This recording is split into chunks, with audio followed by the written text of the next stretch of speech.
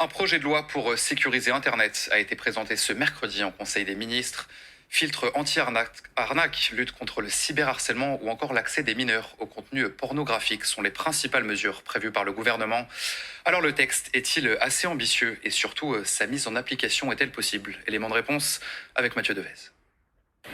Usurpation d'identité, SMS frauduleux, virus ou encore vol de données. Sur Internet, les attaques sont permanentes et certains tombent dans le piège. Donc c'est quelque chose qui est aujourd'hui intergénérationnel, qui va toucher autant des mineurs que des personnes âgées, donc des gens qui peuvent être parfois vulnérables. Les personnes touchées sont très larges, c'est-à-dire à tout le monde. Tout le monde peut être une victime, mais également les auteurs de ces cyberattaques, cyberarnaques sont aussi très larges. Donc tout le monde peut aussi être un cybercriminel aujourd'hui. Le gouvernement souhaite donc davantage sécuriser et réguler Internet. Parmi les mesures envisagées, mettre en place un filtre anti-arnaque. Le dispositif adressera un message d'avertissement à toute personne qui se dirige vers un site malveillant. Bannir des réseaux sociaux les cyberharceleurs déjà condamnés, ou encore renforcer les pouvoirs de l'Arcom, l'autorité de régulation de la communication audiovisuelle et numérique. Elle pourrait bloquer les sites pornographiques qui n'empêchent pas les mineurs d'accéder à leur contenu. Des mesures toutefois difficiles à appliquer sans une coopération internationale.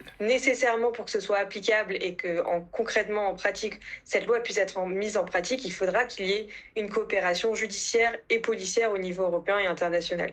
Si le texte est adopté, le gouvernement souhaite une mise en application durant l'été 2024, juste avant les Jeux Olympiques de Paris.